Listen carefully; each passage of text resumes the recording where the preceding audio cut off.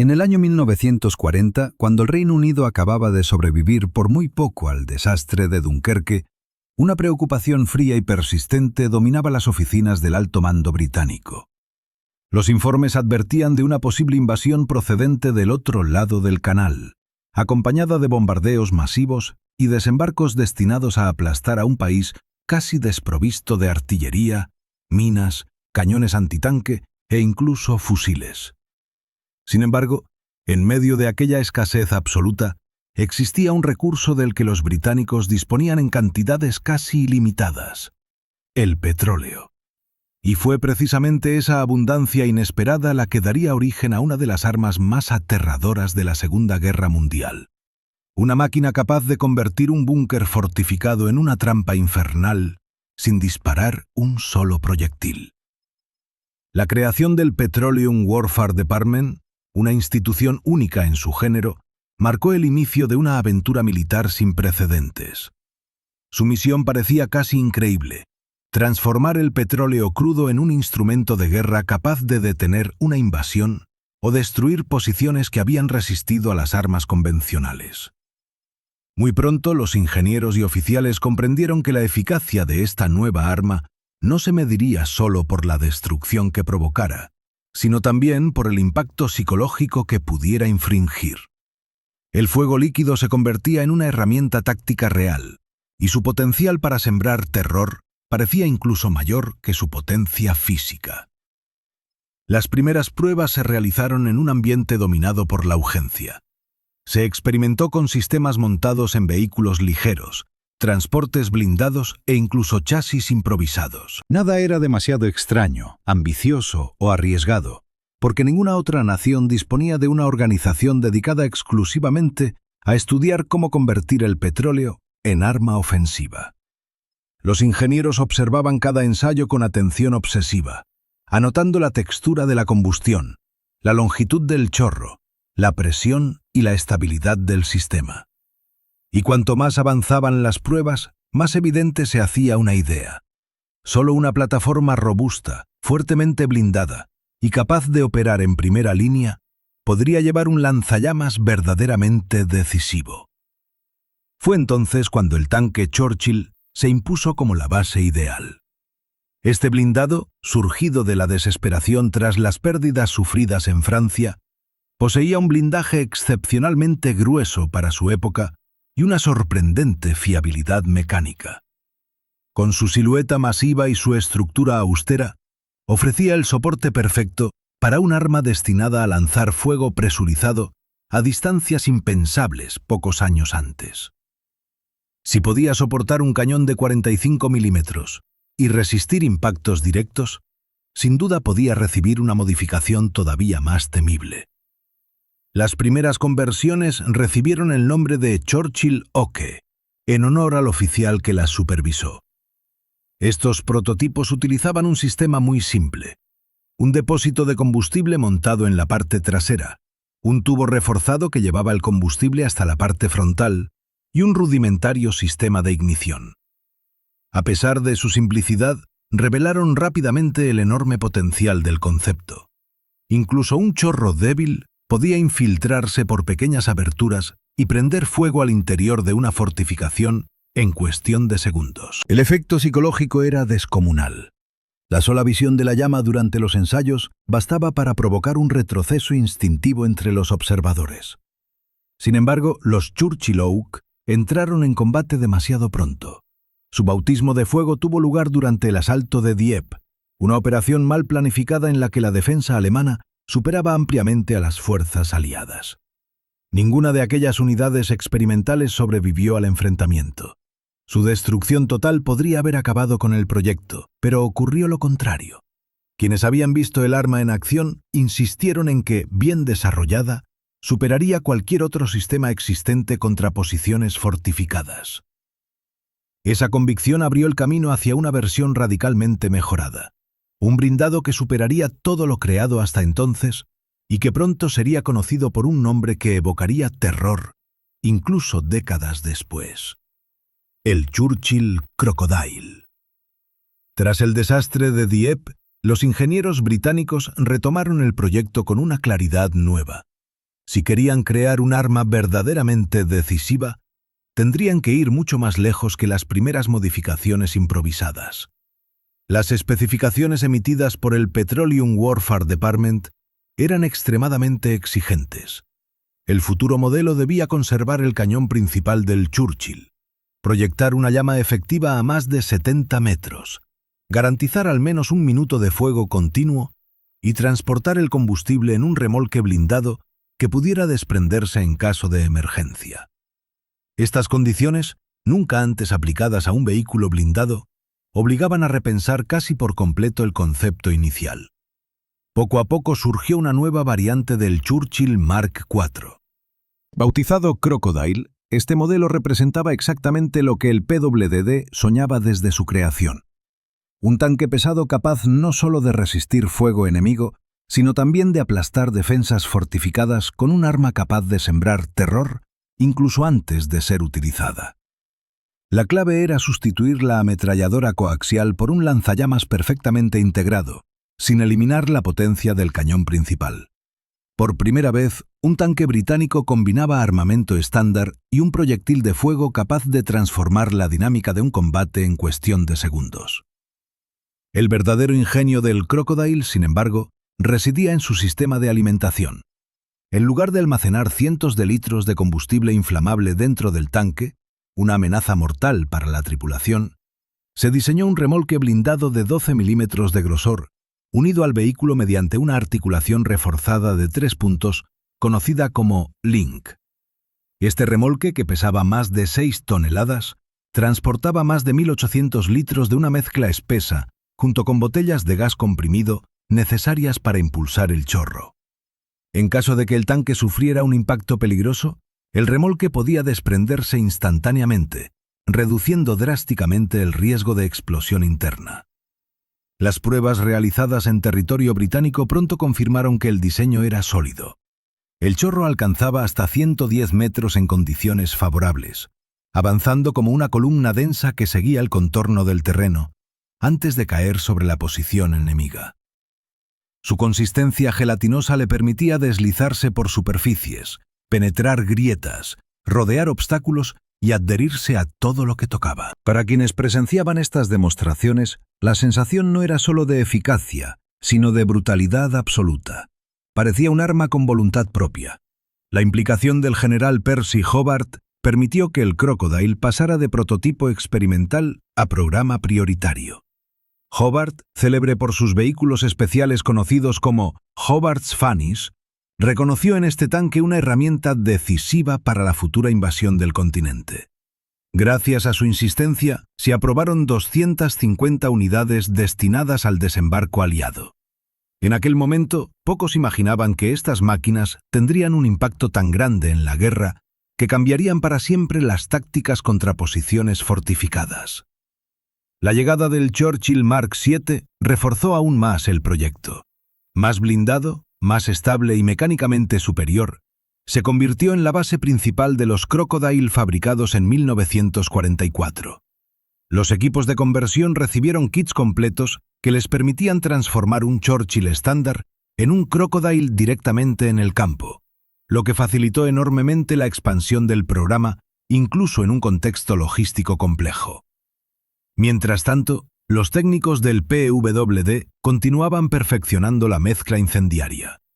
A diferencia de los alemanes, que empleaban un combustible más fluido, los británicos desarrollaron una sustancia espesa, de aspecto lechoso, capaz de mantenerse compacta al volar y de adherirse firmemente al objetivo antes de arder con una intensidad devastadora. Este detalle técnico convirtió al Crocodile en un arma sin equivalente en ningún otro ejército. El transporte de la remolque blindado fue confiado a los robustos camiones AEC Matador, mientras que los tanques eran trasladados en plataformas para reducir el desgaste. Esta logística, aunque compleja, garantizaba que cada Crocodile llegara al frente con su carga de combustible completamente intacta. Cuando las primeras unidades recibieron sus Crocodile en los meses previos al desembarco de Normandía, los tripulantes comprendieron que estaban a punto de operar algo nunca antes visto en la historia militar. No era simplemente un tanque más.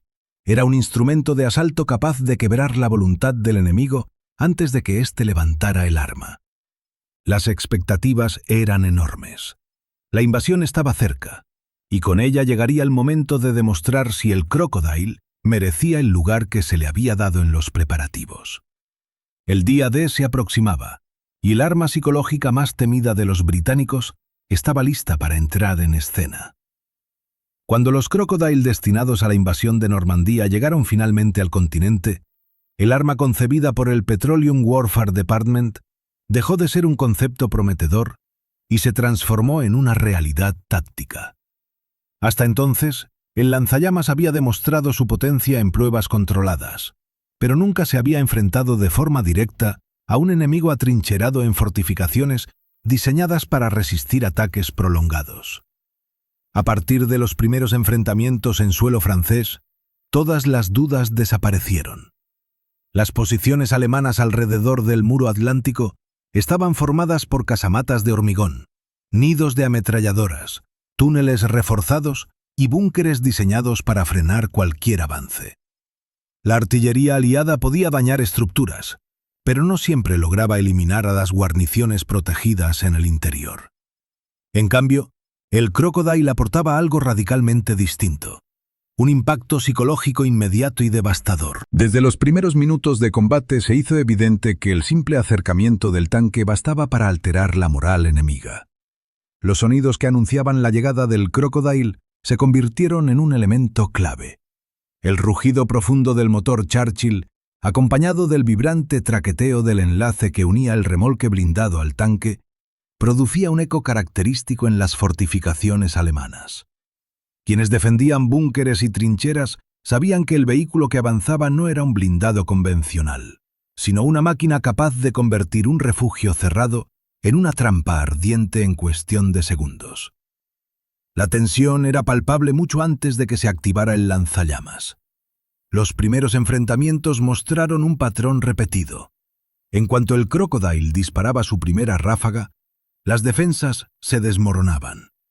El chorro emergía con un silbido brutal, formando una columna amarilla espesa que se arqueaba antes de caer sobre su objetivo. El combustible, al impactar contra el hormigón, se fragmentaba en múltiples lenguas de fuego que se infiltraban en rendijas y aberturas invisibles desde el exterior. En tan solo unos instantes, el interior de una casamata podía quedar envuelto en llamas que desbordaban cada rincón. Los informes aliados mencionaban un fenómeno notable. El número de soldados alemanes que se rendían ante un Crocodile era mucho mayor que el de las bajas directas causadas por el fuego. Esto demostraba que su poder psicológico era incluso más fuerte que su capacidad destructiva. Muchas guarniciones abandonaban sus armas en cuanto oían el rugido del mecanismo de presión, incluso si el tanque no había disparado todavía. La sola presencia del Crocodile bastaba para quebrar la disciplina habitual de las tropas alemanas. Este arma no solo intimidaba, cambiaba la dinámica del combate. Los ingenieros que lo acompañaban podían acercarse a posiciones fortificadas sin exponerse, y la infantería avanzaba tras él con una seguridad que pocos tanques podían ofrecer. El Crocodile despejaba búnkeres, destruía nidos de ametralladoras e inutilizaba fortificaciones demasiado sólidas para la artillería ligera. En los pueblos normandos, donde las casas de piedra resistían incluso bombardeos intensos, el Crocodile se reveló aún más efectivo. Bastaba una ráfaga dirigida a una ventana o a un hueco en la fachada para que la mezcla inflamable penetrara en el interior, se deslizara por escaleras y corredores y encendiera varios puntos simultáneamente. En estas condiciones, resistir dentro de un edificio era prácticamente imposible. En el bocage normando, con sus setos densos y taludes naturales, las patrullas alemanas se escondían en posiciones invisibles desde los caminos. El Crocodile eliminaba esta ventaja. El chorro podía cruzar la vegetación y alcanzar refugios improvisados que de otra manera requerirían un asalto cuerpo a cuerpo. De nuevo, el enemigo prefería rendirse antes que verse atrapado bajo una ola de llamas. Los tripulantes británicos aprendieron a dominar su arma con una precisión quirúrgica. Sabían que no era necesario usar largas ráfagas. Una corta explosión de fuego, bien dirigida, bastaba para obligar a la guarnición a abandonar su posición. Esta eficiencia permitía conservar combustible para las siguientes ofensivas y demostraba que el Crocodile no dependía de la fuerza bruta, sino de su capacidad para golpear en el momento exacto. La reputación del tanque creció rápidamente. Los soldados alemanes empezaron a reconocer su silueta incluso a distancia. El casco robusto del Churchill, la torreta, el tubo frontal del lanzallamas y, sobre todo, la remolque blindada arrastrada detrás. A medida que corrían rumores sobre su funcionamiento, la resistencia disminuía notablemente en las zonas donde aparecía. El avance aliado hacia el interior de Francia expondría al Crocodile a escenarios aún más complejos, donde la lucha urbana y las defensas fortificadas pondrían a prueba su verdadera capacidad para cambiar el rumbo de un combate. A medida que las fuerzas aliadas avanzaban desde Normandía hacia regiones más densamente pobladas, el Churchill Crocodile empezó a demostrar un papel todavía más decisivo en el combate urbano. Las ciudades francesas, castigadas por los bombardeos y reducidas a un laberinto de ruinas, se convirtieron en escenarios donde cada calle podía ocultar una emboscada. En aquel terreno caótico, el Crocodile se transformó en una herramienta indispensable para abrir paso a la infantería, destruyendo refugios que parecían imposibles de desalojar por métodos convencionales. Las guarniciones alemanas utilizaban edificios derruidos para establecer posiciones de tiro bien protegidas. Los pisos superiores servían para emboscar vehículos aliados, mientras que los sótanos ofrecían refugio contra la artillería. Sin embargo, la llegada de un Crocodile alteraba por completo el equilibrio. El lanzallamas permitía alcanzar habitaciones enteras sin necesidad de que los soldados aliados se expusieran al fuego enemigo. Un solo chorro bien orientado podía penetrar por una ventana, deslizarse por los muros interiores y encender múltiples puntos de la estructura en cuestión de segundos. La mezcla inflamable utilizada por los británicos desempeñaba un papel fundamental. Su textura espesa le permitía moverse como un líquido vivo entre los escombros. En calles angostas, la sustancia se adhería a las paredes, entraba en escaleras de piedra y se deslizaba bajo puertas o entre vigas. Cuando se encendía, la llama avanzaba como una ola que no respetaba barreras, envolviendo las posiciones enemigas con una velocidad que hacía imposible cualquier intento de resistencia organizada. En varios pueblos, los puntos más difíciles de asaltar eran precisamente las casas de piedra convertidas en fortalezas improvisadas. Los alemanes habían reforzado los muros, bloqueado entradas y creado líneas de tiro internas. Pero cuando el Crocodile se colocaba a la distancia adecuada, el fuego proyectado encontraba inevitablemente una abertura. Una vez dentro, el calor se acumulaba con violencia, forzando a la guarnición a evacuar la posición o rendirse incluso antes de que el fuego alcanzara todas las habitaciones. Otro de los aspectos donde el Crocodile mostró su superioridad fue en la neutralización de túneles y refugios subterráneos. A lo largo de la campaña, se descubrió que las tropas enemigas utilizaban sótanos interconectados para desplazarse sin ser detectadas. Bastaba con una ráfaga del lanzallamas dirigida hacia una entrada para que el combustible descendiera por los pasillos en cuestión de segundos. Una vez inflamado, el calor expulsaba el aire de los túneles y obligaba a los defensores a salir precipitadamente o a abandonar la zona por completo. Era un método tan efectivo que muchos oficiales aliados lo consideraban la manera más segura de desmantelar redes defensivas internas. El Crocodile también mostró gran eficacia en el asalto de intersecciones estratégicas. Los defensores alemanes solían transformar los edificios cercanos en centros de fuego desde los que podían controlar varios accesos. Normalmente estas posiciones exigían ataques directos que ponían en grave riesgo a la infantería. Sin embargo, con la ayuda del Crocodile, los británicos podían neutralizar estos puntos sin exponer a sus soldados. El tanque dirigía una breve ráfaga hacia las aberturas de los edificios y el efecto era inmediato. La guarnición perdía la capacidad de mantener la posición. La potencia psicológica del Crocodile se hacía aún mayor en estos ambientes cerrados. El sonido del lanzallamas, distorsionado por las paredes estrechas, adquiría un tono casi ensordecedor. El eco del combustible quemándose se mezclaba con los crujidos del fuego avanzando por dentro de las estructuras. Muchos soldados alemanes describieron en informes posteriores que, al oír el característico sonido del remolque blindado golpeando el pavimento, ya sabían que resistir era inútil. Esto llevó a numerosas rendiciones antes incluso de que el tanque disparara. La cooperación entre el Crocodile y la infantería alcanzó un nivel de precisión notable. Las tropas se situaban detrás del tanque para aprovechar su capacidad de abrir brechas y eliminar puestos clave, mientras los soldados aseguraban el perímetro para evitar ataques cercanos. Esta simbiosis redujo significativamente las bajas en unidades británicas, ya que el Crocodile se encargaba de los focos de resistencia más peligrosos antes de que la infantería se aproximara. El tanque también demostró que no dependía exclusivamente de su alcance. Su mayor fortaleza era la capacidad del combustible para infiltrarse en cualquier hueco y mantener una temperatura extrema. Bajo estas condiciones, incluso una posición reforzada podía quedar inutilizada con un solo disparo. La posibilidad de desprender el remolque en caso de emergencia permitía al Crocodile reposicionarse rápidamente y mantener su eficacia en zonas donde otros vehículos habrían sido demasiado vulnerables. Hacia el final de la campaña en Normandía, el Crocodile se había convertido en una pieza clave en la estrategia británica. Su presencia, aunque limitada en número, tenía un impacto desproporcionado. Allí donde aparecía, la resistencia enemiga se desmoronaba antes de que se entablara un combate prolongado. El tanque ya no era solo un arma útil, se había convertido en un símbolo de inevitabilidad para quienes se atrincheraban en posiciones consideradas inexpugnables. Pero el Crocodile no había terminado su recorrido.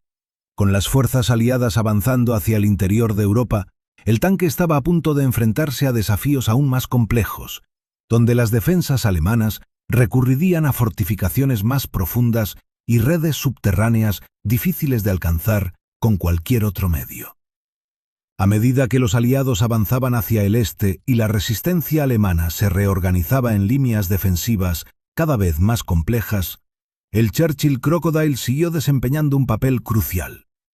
Las tropas británicas se enfrentaban a posiciones profundamente excavadas, fortificaciones ocultas en colinas y refugios que habían sido reforzados para soportar bombardeos continuos. En este contexto, el Crocodile volvió a demostrar que era mucho más que un simple tanque modificado. Era una herramienta capaz de desmantelar defensas que habían sido diseñadas para resistir prácticamente cualquier ataque. En zonas boscosas y colinas naturales, los defensores alemanes utilizaban la vegetación y el terreno como parte de sus fortificaciones, creando barreras naturales que dificultaban los ataques aliados.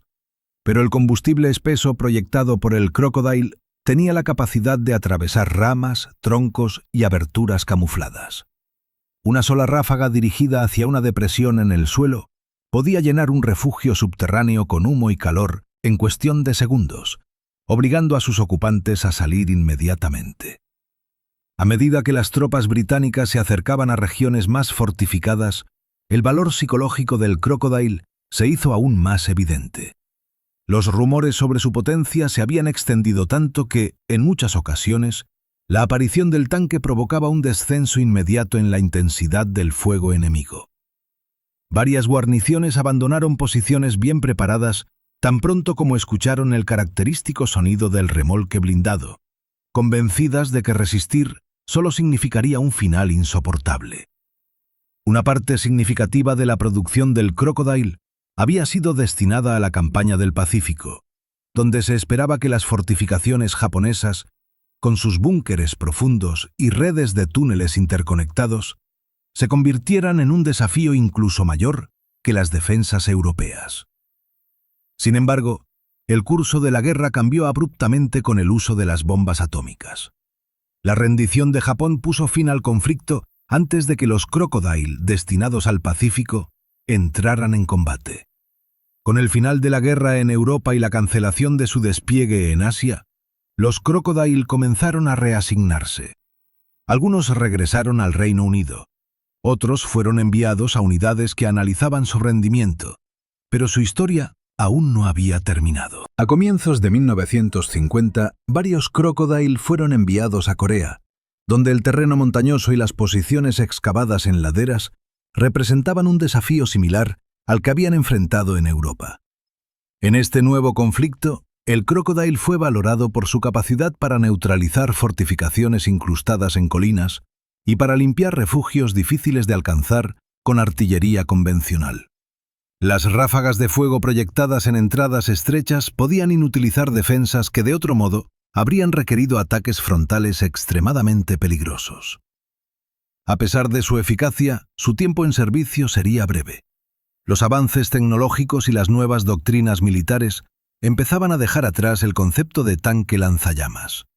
Además, la falta de producción de nuevas unidades significaba que cada Crocodile perdido o dañado era prácticamente irreemplazable. Hacia 1951, los últimos Crocodile fueron retirados del servicio activo. Algunos quedaron almacenados en depósitos militares, otros fueron cedidos a países aliados para ser estudiados, y unos pocos terminaron en museos. Su silueta, el robusto casco del Churchill unido al remolque blindado, desapareció gradualmente de los campos de batalla, pero su reputación permaneció intacta. Ningún otro vehículo había logrado combinar de manera tan perfecta la potencia destructiva, la capacidad de asalto y el impacto psicológico.